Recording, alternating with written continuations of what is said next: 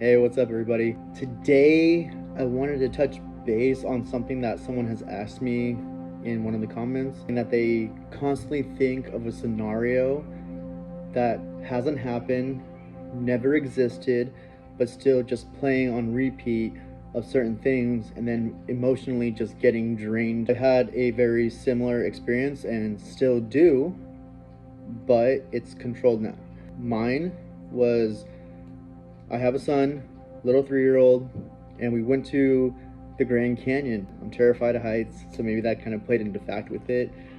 Once you go there, it's absolutely gorgeous. I recommend you guys go in there too. It's awesome. When you are in the canyon, there is no fencing alongside and then it drops off. They have some people kind of there watching over to help out or anything of that sort, but other than that, it's kind of just free will. I refused to go to the edge of it to look down or even close to it. I just kind of sat back and enjoyed it from a distance, right? Then we went on this beautiful skywalk, glass floor. You can look straight down below you. Terrified me like crazy. Beautiful. So perfect trip. Everything was great. Had photos. We all enjoyed ourselves very much so. Back into reality is what we think. Is we let things happen and overthink a lot of situations that could happen, did happen, or something that we're just creating that causes us to worry when we should not be, because it never happened. My thing that was on repeat was imagining that I looked away and then all of a sudden I look back and he falls from the cliff. And that just terrifies me. It gets me extremely anxiety driven and kind of depressed of like, I cannot let this happen. As I say, you don't have to go there. You never have to go back. You can avoid that situation as much as you want, so it can never become a reality ever. That doesn't work. Sorry to say, because I've tried that many times. I'm like, I'm never going to the Grand Canyon again. But it still replays in my head over and over and over. What I found whenever I'm thinking about that or something similar to where like it's never happened, I just created that scenario just to create some kind of trauma so I can feel some, I have no idea why. But every time I did do that, it's because I had free time. And my free time was basically, I just got done thinking about what I have to do, what I have to pay, what I have to, my goals for like the week, whatever it may be. And whenever I was done doing that, I felt drained from thinking about all the stuff I have to do. When it comes to organizing yourself and to have everything set up, a plan, goals, if it's money issues, figure out different ways to make money. It's always something that you can learn. So if you do have money issues, there's so many things you can look up. Look up YouTube. YouTube has plenty of ideas for you. I've tried so many of these things online, done a lot, failed a lot, which is key. You need to fail at a lot of things. The more you fail, the more you know that you are trying and you care and you want to succeed, and you will soon find that niche. For me, it was Instacart, Ship, and then for a little bit it was Tasker. I love building, I love making all these things, so I figured, oh, I can put people's IKEA furniture together, because a lot of people don't like making IKEA furniture, but it's fine for me, so I made money off of that. After a while, Tasker got a little too much of a weighty. I'd spend like 2 hours, 3 hours doing a certain thing and got paid a set amount. I switched over to just strictly doing Instacart. And then I put it into a game kind of formulation. As soon as I got one, I ran in there. I learned how to map out each store. And basically you're doing a scavenger hunt. Like you're getting paid to scavenger hunt for people. And then you bring it to them and you get paid. Take out the money instantly, or you can wait and not get a fee, whatever it is. But the thing is like I'm doing something. So whenever I'm not working on my regular job, then I have that free time. I'm not going to waste it on just sitting around and thinking about what could possibly happen. Why am I having these bills? Why have I not paid it? Why am I doing this? You're going to think about that, and then as soon as you find an idea, you'll be like, okay, well, I haven't done anything about it. Where am I supposed to get this money with this plan? So when I started doing stuff for myself and trying to get more money as far as paying off a phone bill, that means I have to do 3 or 5 Instacarts and my phone bill's paid, then I can go back to my work, right? And then have that money kind of saved up and start putting it away for what really matters to me, which is my son. Now we can do a lot of stuff and we can actually enjoy everything we do because I'm in the right state of mind to enjoy it. And I think that's key. You can do a lot, but if you're not in a good state of mind, it doesn't matter. Or you can be really happy, ground yourself, and then make sure that you are at a good state to do these things that you are now able to do, and they're going to be a lot more memorable, enjoyable. Your son is going to reflect off of it, your daughter, or just yourself and you around people is going to reflect a lot on it. Going back to that repeat mind frame, it kind of goes with it. You start thinking about a scenario that may be true or may be traumatic to you that's already happened, and you start thinking about it, start doing something else, like instantly. Something like drawing, painting, building, watching a really interesting documentary. Start practicing cursive, start using your other hand and practicing writing with that. But like this whole point is for you to kind of switch your mind and make it focus. And I'm not saying switch your mind to go watch a silly movie, whatever that is, because that's not what I want you to do. I want you to try to actually watch something that's going to enhance your knowledge for whatever it is. That's the key, because now you're forcing your brain to work and to pay attention to something else. And then what comes out of that is you don't think about whatever happened or what didn't happen. And now you learned and you picked up something new and you realize now you can do it. So that's the kind of whole trick that I have learned, and it's worked very, very well for me. It took many fails to finally realize that when I do think about this, or I had thought about it, I'm usually just sitting there dwelling on all the things that could go better in my life. And I mean, yeah, watching people that are homeless or people struggling, watching hoarders, it's all like, why? That's going to cause you to be depressed because you're watching other people be depressed. And it may feel better for a little bit being like, oh, well, I'm glad I'm not a hoarder like that, or I'm glad I'm not living on the streets. But then that goes away quick. So if you switch it to watching a documentary on things that actually are existing in this world, moon landing, the universe, how to build something, it's all on YouTube. You have it in your hand. Switching it to a knowledge base to actually receive things coming in is gonna completely diminish your worries about thinking about that situation again. And so now I've gotten down to where if I even think about it, it doesn't even push play in my head. I mean, right now it is because I'm talking about it, but like if I'm by myself, I know as soon as that comes up, switch to something. Distract yourself like crazy. You find out a lot of good things about you too, your skills, your ability to control yourself, your emotions. And it's gonna be hard. It's not like I'm gonna try it right now and then boom, done. It may be for somebody, but like it's gonna take practice, because now you're thinking about like, oh, if I switch my mind to something with knowledge, if I start thinking about it, now I know what I'm doing. But as soon as you start feeling that it works and you completely distract yourself, and then later on you realize that, wait, I didn't think about it today, and I usually do. That's kind of weird that I'm not doing it. What did I do? Oh, I just started doing something else. So it's very traumatizing to people that would do this kind of things.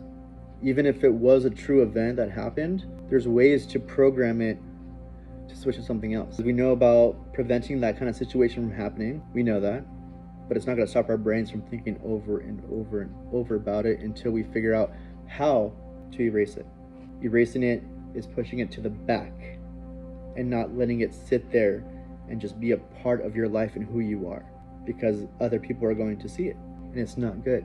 You deserve a better life. You deserve to be happy. You deserve to think about stuff that's not really important, because when you are depressed or you have anxiety or you have thoughts of maybe people passing away or someone close to you or something bad's gonna happen to you, that's just bringing you down, down, down. What you cannot think about other things for yourself because you're so focused on all these horrible things. And life is going to have you focus on things like your bills and your gas, my car's broken down, whatever this is. But you will soon realize that if your car's broken down, start researching on how to help yourself out. How can I get this money that I need for my car so I can start getting back to work? Can I call my bank and they can offer me a loan? Can I start working so I can start paying my phone, because I'm always short every single month to pay my phone, so I push it along. So now I'm on a payment plan of spreading out my 1 month over 3 different payments. By the time I'm done with that one, the next one's up. Like, quit playing catch up. Now you can focus on, cool, I'm gonna do this. Phone bill's paid after I do this. My rent's gonna be paid. Cool. What can I do to help myself now? What can I do to enhance my knowledge or learn something new or everything? The worst thing that I hear a lot is people saying I'm not good at things. And yes, that's true if you don't try it, right? People will have the saying, they'll do it once, but nope, I wasn't good at it, done. I teach a class, and in this class, I'll have about 60% of them say, I'm horrible with math. I don't like math. And then after a little bit of teaching them and showing them ways that would be more receptive for them, all of a sudden now they know how to do all this math. They can still not like it, but it's easy to do now. And now they're like, oh, that's easy. That makes sense. I've done it so many times now. And you can go on YouTube and find anything you want to do. Like, seriously. I just started painting. Like, I've always painted, but I started painting and I saw this method now of pouring. So I was like, oh, cool. What do I gotta do to get that? Because I'm usually just a painter and I paint whatever's in my head. I'm not used to having direction while I'm trying to paint or do whatever I have to do. So I learned it from YouTube, and I looked up 4 different people on how they all do it. Some of them were different, so I figured I'd just go basic and just grab one, do it, try it out, and it came out kind of bad. And then I figured out, what can I do next time that won't be like this and bad? Then I tried something new until I realized that all my art was good, because it's art and it's something that I just learned and picked up. So I found that free time now to actually find something to help me, because we're not helping me when you're thinking about all these negative things or scenarios. You're actually destroying yourself and everyone around you, right? So it's not just yourself, it's everybody. Find something that is random that will help you improve on something, to show yourself that you are capable of doing something more than your daily wake up, eat, sleep, work, complain, drive. Hopefully showers in there too. So try it out. Pick something small that's going to force you to pay attention and to focus to it. A good suggestion for me was, I'm a left-handed writer. I started practicing writing with my right hand, something very simple. And it looked really bad in the beginning. And then after about, I say, a month of practicing like 30 minutes on certain days, it actually got pretty legible. And then I'm still doing it. So whenever I have something going on, please make sure you distract yourselves with good information. Not distract yourself with a movie or with music. Distract yourself with a good podcast, with a motivational speaker, with learning something, drawing anything you want, painting whatever you want, anything. But it can be helped. Just practice all the time and learn yourself, because you are in control of your mind. Even though you don't feel it or believe it, you are. Trust me. Practice this over and over, and habits start to appear within about 22 to 24 days. And if you've done that consistently, you should have no problem rewiring it. No problem. So I do feel for anybody that's going through this, because I still kind of am, but now it doesn't bother me. I don't get so emotional or caught up on that thought anymore, because I learned how to erase it and avoid it by fixing it. Because these things may not be real, or they may not happen again. So pretending like it will never happen again, or it never happened. And get back to us. We are so important. We only live once.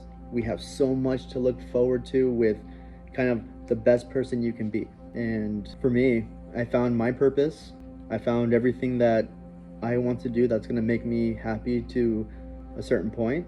There's obviously going to be more that I pick up on the way, but for that, it's kind of always learning something new all the time. It's not like learn of how to be a doctor, none of that shit.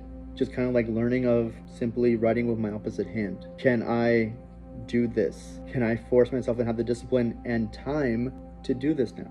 Yes, I fixed that problem. Now I have time to do something very simple as far as writing with my opposite hand, or pouring paint now, right? So you got this. Please communicate, leave comments, like, subscribe, I don't care. Be here.